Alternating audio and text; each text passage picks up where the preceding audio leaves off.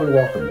This is number 10 in my series of videos prepared for YouTube to help the student work towards the all-region music for 2023. This is a discussion on the ATSSB E-flat, alto, bass clarinet, and contrabass clarinet etudes, number 3 and number 4, that I did a video of just on the previous video, number 9. So a few things to realize and think here.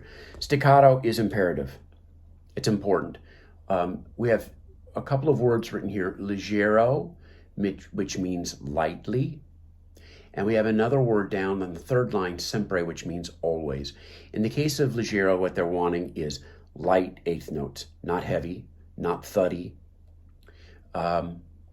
The crescendo is important. Piano in the first measure, crescendo in the 1, 2, 3, 4, in the fifth bar, decrescendo, and then a crescendo. Unless your band director advises otherwise, I would say no to the repeat. Sempre staccato, 2 lines from the bottom, means always short. As we go, we might start with the best of intentions of playing everything short. But then the longer we play, the longer we may tend to make the note. So continue to check yourself and make sure you're not getting longer the more you play. Under the heading of common mistakes, I hear in this kind of thing is an mistaken emphasis on the upper notes. So what should be played from the beginning of number 3 is a little emphasis on each of these lower notes. But if you let the clarinet play itself, a lot of times what we will hear will be,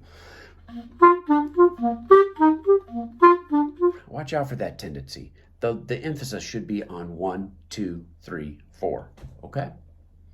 That becomes all the more important as we work our way to the end. This is in the last line, maybe we'll do 4 measures from the end. What we should hear is,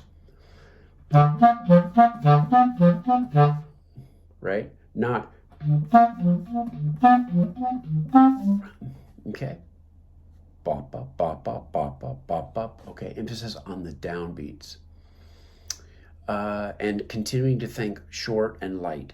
If you're thinking of a tut, tut, tut, tut, not a ta, ta, tut, tut, T-U-T, brings the tongue back to the front of the mouth. Okay, there are a lot of different syllables you could use, but anything that brings your dut would be another one. Dut, anything that brings your tongue back to the front of the reed.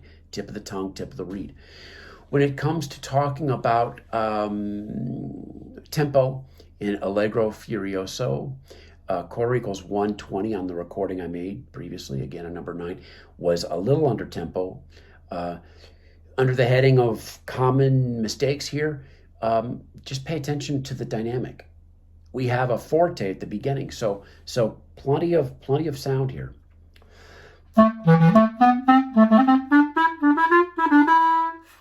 I stuttered a little bit on the clarity of my staccatos, pardon, but I'm trying to get emphasis on those accented notes are important.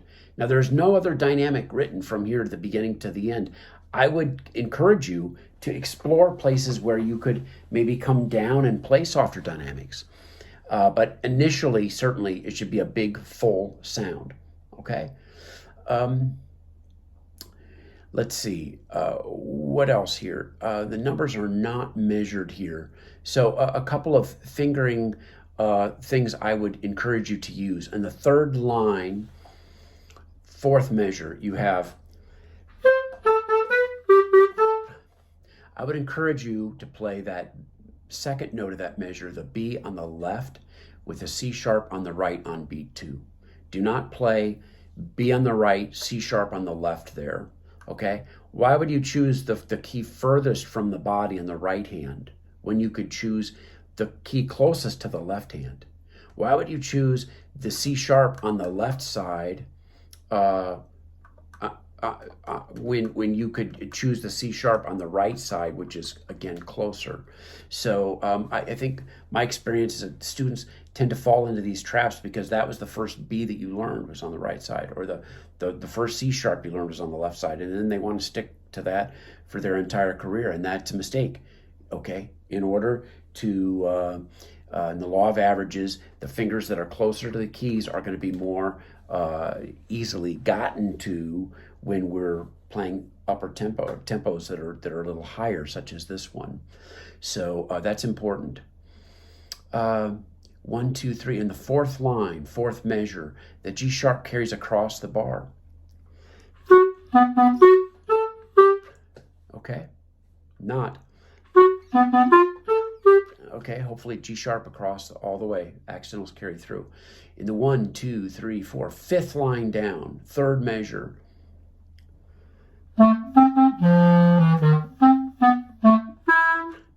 You have a dotted eighth note G. That F sharp should be on the left side. The F natural in the next bar downbeat should be on the right side. G left right. 3 lines from the bottom, fourth measure. The last note, F sharp, should be on the left, followed by F on the right. Okay? And then in that same measure that we ended on, that started with the F natural, we should have B, use your fourth key to A sharp. So that measure should be not this. Okay, here's the problem with this. A lot of times you fall into this trap using the old switcheroo fingering. We get a guest artist, something I call a guest artist, an extra note, no guest artist. Okay, there's a big retard to the last couple of bars. Use it. So here's the last 4 bars again.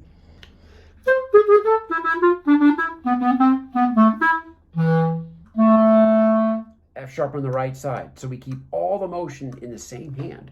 Why would we use the F sharp on the left and then have the potential of we have something like that, okay? So right side, F sharp on the right side. If we can keep all the motion in one hand, that's a good thing. Okay? So let me know if there are any questions you have on this. Would you like me to play it at a slower tempo? Look at the information at the end of this video and shoot me an email and let me know how I can help. Keep practicing, but use your time wisely, okay? Good luck.